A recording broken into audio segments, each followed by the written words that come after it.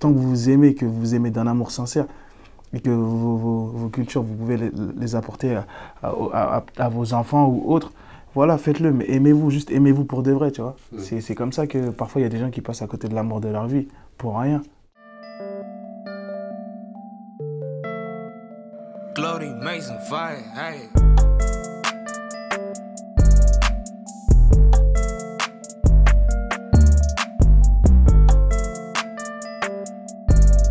Bonjour VG Dream, Bonjour. bienvenue dans le média Aloha News.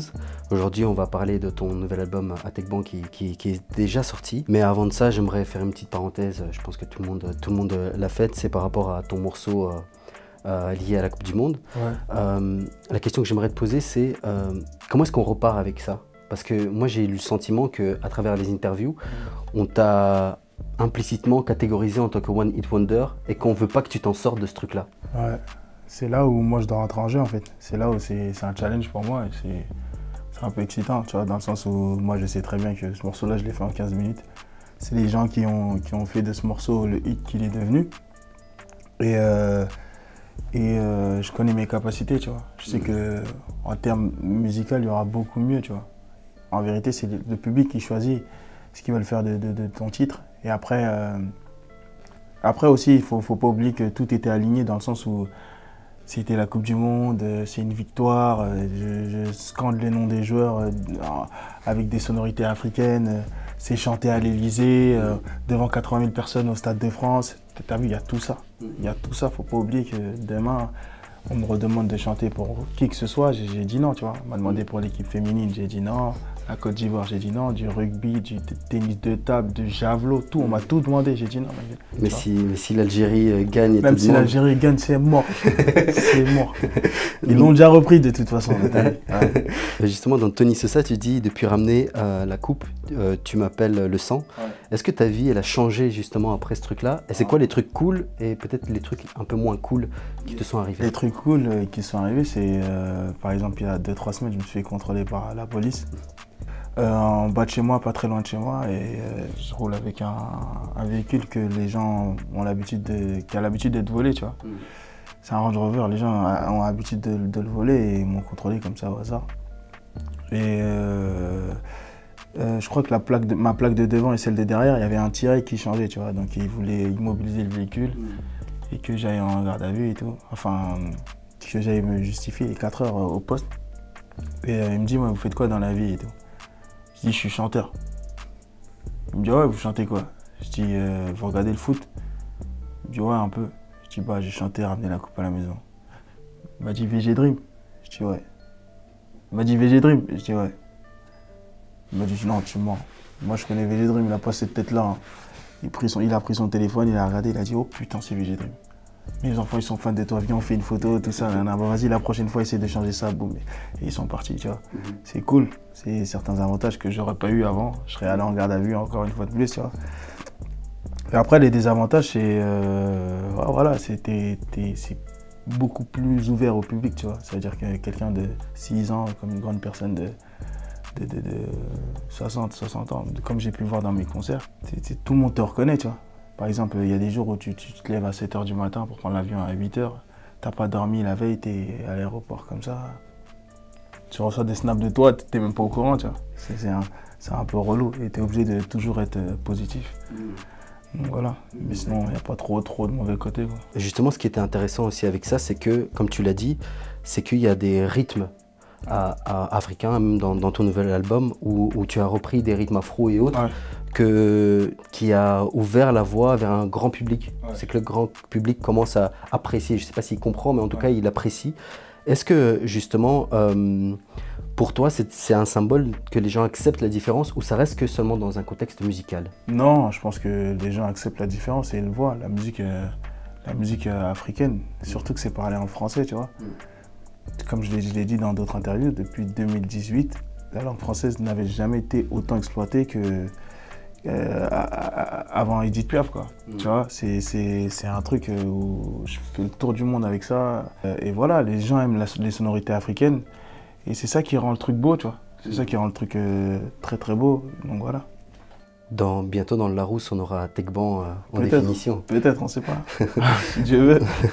Et il y a aussi ce que j'ai remarqué dans tes clips, c'est que maintenant, tu danses. Ouais. Tu danses pas mal. Est-ce que tu as l'impression que les chorés, comme à l'époque, c'est un truc qui pourrait revenir dans le rap et que ça pourrait paraître, tu vois, normal, quoi? Non, je pense que, attention, je pense que certains arrivent avec un style où ça danse et tout, c'est lourd, tu vois, c'est grave lourd. Après, c'est un style, mais je pense pas que tout le monde puisse le faire, tu vois. Ça, faut avoir ça dans le sang. Moi, je dansais avant, tu vois.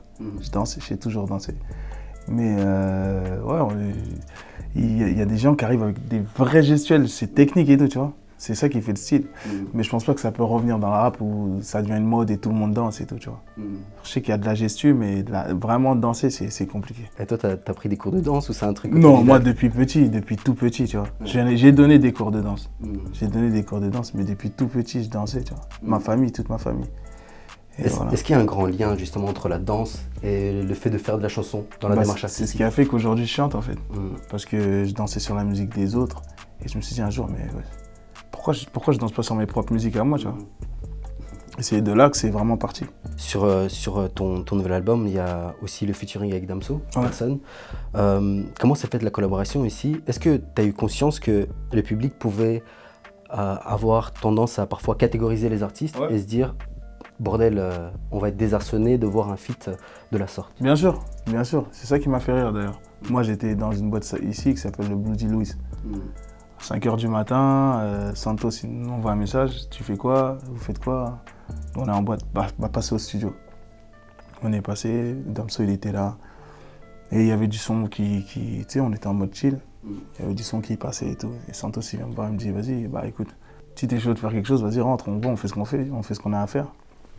Et c'est comme ça que le titre il s'est fait super naturellement, tu vois. Super, mais vraiment naturellement. On s'est même pas pris la tête pour dire oui, je veux que le son il soit comme ça, je veux que le son il soit comme ça. Moi j'ai dit j'aime bien cette prod là. Et on est parti comme ça, tu vois. Et je me suis dit en plus ça va surprendre les gens, ça va les surprendre d'une manière. Les gens ils s'attendent à ce que je fasse des feats téléphonés, genre avec Dadju, mes amis, tu vois. Et quand j'ai sorti la tracklist et que les gens ont vu Damso, ça a été waouh, tu vois. Et vous n'avez pas philosophé le jour où tu es venu au studio? Non, vraiment pas. On s'est même pas pris la tête, on a juste fait du son tranquille. On a fait plusieurs sons en plus, tu vois. On a fait plusieurs sons, on a juste fait du son. Et après, c'est après, quand on a clippé, c'est là qu'on s'est posé, on s'est dit, ah ouais, mais en fait, le son, il est lourd. Mais tu vois, ça va tirer ça, mais peut-être que ça, tu vois. On a discuté entre nous, quoi, tu vois. Et les plusieurs sons, vous l'avez fait dans la même soirée? Ouais, dans la même soirée, ouais. Et le processus d'écriture, enfin, je veux dire, tu vois, il y a aussi une symbiose, etc. Ouais. Ça a été très rapide, en fait. Ça a été rapide, ça a été magique, en fait. Ça a été grave rapide.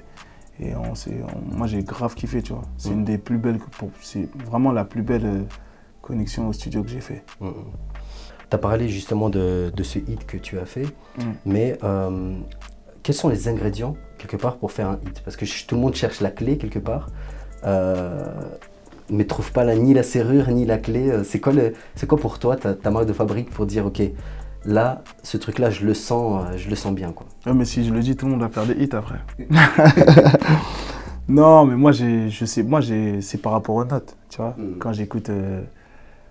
parce que ce que les gens ne savent pas, c'est que moi, je suis dans la direction de tous mes sons, tu vois. Il y a peut-être 2 ou 3 sons dans toute ma carrière que j'ai écouté, j'ai dit, ah, ça c'est lourd, et je vais poser dessus. Sinon, c'est moi qui donne les mélodies à chaque fois, tu vois. Et parfois, j'entends des mélos, je me dis, ah, ça, c'est un bêtu. Tu vois, ça c'est un tube, j'en suis sûr.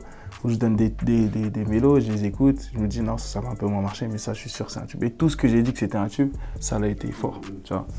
Ouais. Et tu t'es jamais trompé, tu t'es pas dit celui-là il va être un tube et... Jamais. Je me suis dit ah peut-être ça va marcher, mais voilà. J'écoute toujours d'une oreille extérieure. En plus j'aime bien moi par exemple tourner en voiture et faire écouter à des gens, tu vois. Je fais écouter. Par exemple, je me rappelle, il y avait des bijoutiers qui étaient venus à mon concert. Je devais les voir la veille, ils étaient 3-4 comme ça, tu vois, des mecs qui n'ont pas forcément quelque chose en commun avec moi, tu vois, qui écoutent plusieurs styles de musique. Ils sont montés dans ma voiture, j'ai mis le son Personne avec Damso, ils ont pété les plombs. Ils ont dit, mais t'es au courant de ce que t'as fait, gros, et tout, c'est une dinguerie et tout. J'ai dit, ah, ça va marcher, ça. En parlant des personnes qui n'ont pas grand-chose à voir avec toi, il y a le morceau El Chapo. Ouais. Ben, moi, je me suis dit, il y a un huissier qui peut le chanter et se réapproprier ce morceau. Ouais. Bah oui, c'est ça en fait. C'est une dinguerie ce morceau en fait. Hein. Laisse tomber. En fait, dans cet album, je me suis beaucoup mis à la place de l'auditeur, tu vois. d'être un mec normal. Et puis ça arrive à tout le monde. Les gens pensent que quand tu as de l'argent, tu n'as pas de problème. Mais justement, quand tu as de l'argent, c'est là que tu as plus de problèmes. Tu vois. C'est là que tu as vraiment de gros problèmes. Et c'est des problèmes d'ordre financier, mais beaucoup, c'est pas des petites sommes. Tu vois. C'est pas comme le citoyen normal qui va payer peut-être 1000 à 2000 euros chaque an. C'est des vrais problèmes, tu vois, avec des sommes astronomiques.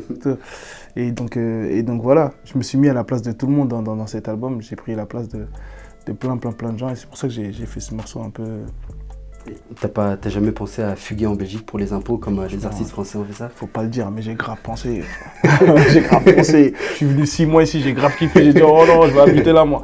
Tu vois, ça m'arrange, mais non, voilà quoi. Parce que ce morceau-là, j'ai aussi eu le sentiment, je me suis dit c'est un avertissement pour toi-même. Ouais. C'est un morceau que tu fais pour toi-même en disant Bellec, ce qui peut t'arriver. Oui. Il disparu comme El Chapo, voilà. Il y a aussi un reportage dans lequel tu parais qui a été diffusé sur Arte, qui s'appelle Chicha Lounge. Ouais. Est-ce que tu penses que justement les chichas t'ont permis d'avoir une ascension dans ta carrière? Bah bien sûr, les gens ne le savent pas. Les gens trouvent les chichas comme des coins sombres, des coins un peu, voilà, ça c'est le coin où il y a dit les gens là-bas, ils vont se poser là-bas, raconter leurs potins, etc. Mais la musique qui passe là-bas, c'est nous en fait. La musique, notre musique, elle est née dans les clubs, dans les chichas, tu vois. Et c'est ce qui a fait qu'aujourd'hui, j'ai été connu dans à peu près ma communauté, tu vois. Enfin, les gens qui me suivent de base, c'est les gens qui vont à la chicha, qui sont là et qui disent « Putain, c'est quoi ce son? C'est lourd et tout ». Quand ils rentrent, ils snap. Et il y en a un qui va snap parce que la meuf, elle est mignonne. Il va dire « Ah, c'est quoi le son? Boum, boum ». Et c'est de là, de fil en aiguille, c'est un truc. Mais là-bas, c'est la chicha, tu vois. Et moi, j'ai pas honte de dire que ça a commencé là-bas. Vraiment pas. Il n'y aurait pas eu des chichas, j'aurais eu moins de... Tu sais, c'est comme Internet. Quand Internet s'est arrivé... Ça a aidé beaucoup plus de personnes à être médiatisées. Et ben nous, c'est la même chose avec les clubs chicha. Est-ce que justement, parce que je pense qu'on a le même âge, toi et moi, est-ce que tu as l'impression que les chichas ont permis à la fois, comme tu dis, à des artistes d'avoir un public, etc., mais aussi a permis à une certaine population, que ce soit les mecs de quartier, de faire la fête? Parce qu'il y avait des gens qui rentraient pas en boîte à notre époque, je sais pas si c'est encore le cas. Ouais, mais maintenant même en chicha, ça devient sélectif, tu vois. Tu peux rentrer, tellement c'est devenu à la mode, tellement c'est devenu lourd. À la base, une chicha, c'est tu viens, tu te poses, tu fumes, il n'y a même pas de musique, tu es tranquille, tu es en mode, tu es dans ton coin. Voilà, c'est comme si tu vas boire un verre et tout. Et ça c'est devenu ambiancé et voilà, tout le monde y avait accès. Et c'est ça qui a été bien, c'est ça qui a été lourd et ça a plus canalisé les gens, tu vois. Les gens, ils étaient plus trop frustrés d'aller en boîte et se faire recaler parce qu'ils sont pas bien habillés, parce que, tu vois, ils vont dans les chichas tranquillement. Et tellement c'est devenu hype un peu, tu vois, bah, maintenant tu peux te faire recaler en chicha. Et ceux qui ont la flemme de se saper maintenant, ils peuvent aller où? Bah franchement, ils restent en bas de chez eux. Hein. Ouais. C'est mieux, c'est mieux. Ouais. D'accord, il y a aussi un morceau qui m'a marqué, c'est Tu m'as menti. Ouais. Est-ce que tu peux me parler pourquoi tu as fait ce morceau? Parce que c'est un morceau qui peut faire parler aussi. Bah, je l'ai clippé d'ailleurs. C'est un morceau que j'ai commencé à enregistrer en Belgique d'ailleurs. Et j'ai fait ce morceau tout d'abord en termes de musique, en mode performance, pour que les gens soient choqués un peu. Ils se disent waouh, tu passes de ramener la coupe à ça, tu vois, ils voient le potentiel du type. Et pourquoi j'ai abordé ce sujet-là? Parce que je pense que, tu sais, moi je suis un peu comme Florent Pagny, tu vois. Franchement, si j'ai envie de dire quelque chose aujourd'hui, je vais le dire, que ça plaise ou pas, je vais le dire. Tu vois, même si je me brûle les ailes derrière, au moins j'aurais dit. Et je pense que c'est le plus important pour moi aujourd'hui, de parler de cette situation-là qui est trop fréquente. Moi, je connais quelqu'un à qui ça arrivé. Et je me suis inspiré de son histoire, tu vois, de différences de culture, de religion, etc. Et ça me tenait vraiment à cœur d'en parler parce que c'est fréquent dans la société d'aujourd'hui. Ça arrive tout le temps que tu puisses pas finir avec l'amour de ta vie parce qu'elle est musulmane ou parce que toi tu es musulman et qu'elle est chrétienne, tu vois. Et au niveau de la famille, ça devient compliqué. Et je sais qu'il y a eu des cas où c'est comme le cas dans Tu m'as menti, où c'est arrivé que la famille, ça se tape dessus, ça va super loin et tout, tu vois. Donc je tenais vraiment à en parler. Et comment est-ce qu'on vit ça justement? Parce que sans doute que c'est un traumatisme de ne pas pouvoir exprimer son amour à quelqu'un qui nous est cher. Et puis comment on explique aussi, à ton avis, le fait que justement on a grandi ensemble, surtout dans les quartiers, on a grandi avec des cultures complètement différentes, mais qui a quand même des barrières, peut-être qui ne concernent pas nous parce qu'on est une nouvelle génération, mais quand même des barrières qui ont des répercussions dans notre vie, quoi.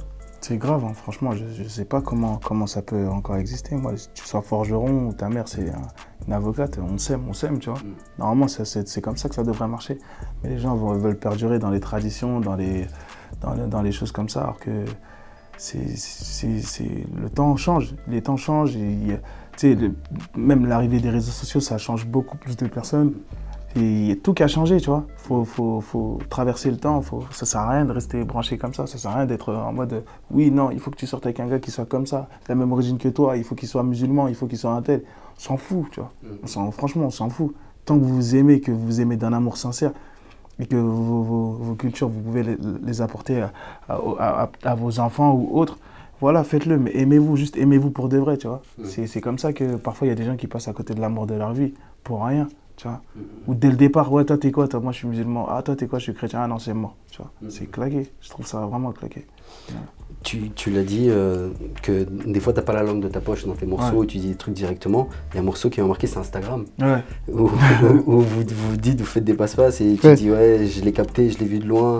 J'ai direct voulu me rétracter, non c'est trop, elle a les dents écartées. Si Vanessa Paradis t'as vu, elle serait épatée, tout ça. Ouais. Comment tu te dis pas, tu dirais là un peu trop loin quoi. Non, en fait on l'a pris vraiment au second degré ce morceau. On l'a vraiment pris en mode au second degré parce que voilà, en plus qu'est-ce qui s'est passé, c'est que c'était la vérité. Un pote à nous, il est arrivé, on était posé comme ça, il a dit les gars, je devais pas capter une meuf d'Instagram hier, elle était trop fraîche. Quand je l'ai vue, elle avait une grosse brèche et tout. Je comprenais pas pourquoi elle souriait pas. Quand je l'ai vue, j'étais choqué. Et on a tellement rigolé ce jour-là. On s'est tapé une barre de fou. J'ai dit, faites attention quand vous parlez aux gens d'Instagram. Peut-être vous... Tu sais, sur les réseaux, tu peux toujours être le plus beau et tout. En vérité, c'est pas toujours pareil. Que ce soit mec comme meuf, hein, on aurait pu dire Instagram pour un mec, tu vois. Un mec qui met toujours des casquettes, t'arrives là, il enlève sa casquette calvitie et tout. C'est quelque chose, tu vois. Donc on a pris ça au second degré, vraiment, tu vois. C'était pas pour tailler les meufs et tout, vraiment pas. C'est juste, voilà, je sais que il y a certaines meufs, même qui chantent, qui visent des meufs à toi, t'es pas la même sur Instagram, tu vois. Donc voilà, c'est tranquille. Est-ce que justement, c'est aussi ta marque de fabrique, justement, d'être dans le concret, tu vois, d'imager le truc, mais être vraiment au plus près du concret pour que les gens se reconnaissent? Ouais, vraiment, vraiment. Moi, j'aime bien faire ça. J'aime bien faire ça et puis je le fais pas en mode business, tu vois. Je le fais pas en mode si je fais ça, les gens vont dire c'est que je suis comme ça dans la vie de tous les jours, tu vois. Vraiment, dans la vie de tous les jours, je suis comme ça, donc voilà. Et est-ce que les vannes ont une place dans ta musique? Parce qu'il y a dans un morceau, je sais pas si c'était une vanne, mais moi ça me fait rire. T'as dit un truc du genre oui, je sais plus, un truc genre t'es en haisse et t'as mis ton gilet jaune ou un truc comme ça, des trucs comme ça. Et est-ce que tu blagues aussi à travers ta musique? Bien sûr, bien sûr. Bien sûr, ça c'est les conseils de mon grand ref Hashmadam qui m'a toujours dit quand tu fais un album ou quand tu fais quoi que ce soit, tu as un projet, il faut que dedans il y ait beaucoup d'émotions, genre des sujets qui touchent. Il faut que dedans tu sois marrant, tu sois rama de fou, tu vois, que les gens puissent s'attacher à toi. Il faut que tu fasses de la performance, il faut que tu fasses du club. Ça sert à rien de faire un album, tu fais que des hits, c'est impossible, tu vois. Et j'ai grave tenu à représenter ça aujourd'hui. C'est pour ça que j'ai fait un peu de tout. J'ai même fait un son rail et tout, tu vois, pour vraiment élargir la communauté. Et voilà. Et comment s'est fait justement ce morceau rail? Parce que même dans le morceau, tu parles en rebeu et tout ça. En fait, t'as pris des cours Non, je crois que c'était la séance studio la plus marrante de ma vie, tu vois. Moi, j'aime bien apprendre les trucs et tout. Et ma manager, elle tenait vraiment à ce que je le fasse. Et elle s'est dit, tu vas voir, les gens vont kiffer, tu verras, le son, il va être lourd et tout. Donc on a fait appel à Ayman Serrani. Et voilà, il me disait de répéter des trucs. J'étais mort de rire, tu vois. J'étais vraiment, vraiment mort de rire. On a pris vraiment au second degré aussi. Et c'est un morceau qu'on a enregistré super rapidement parce que la connexion était très, très bien. Et voilà. T'avais pas peur que, tu vois, quand on était petit, on te dit, ouais, dis ce mot-là et que c'était une insulte et que tu dis, purée, je vais le poser. Non, tranquille. Tranquille, parce qu'il y avait des gens autour de moi qui parlaient rebeu et tout, tu vois. Ok, ça va. Est-ce que tu as quelque chose à rajouter? Non, tranquille, hein, juste l'album est dispo. Je suis en concert en 2020 à Bercy, à Paris, et je vais faire bientôt une salle en Belgique. Donc j'espère que les gens vont venir. Et voilà, merci à vous. N'oublie pas les impôts. Je vais pas oublier les impôts. Je ne peux pas m'en échapper. Si tu vois que j'habite ici, ça veut dire que j'ai biscuit. Merci. Mais voilà, merci à toi.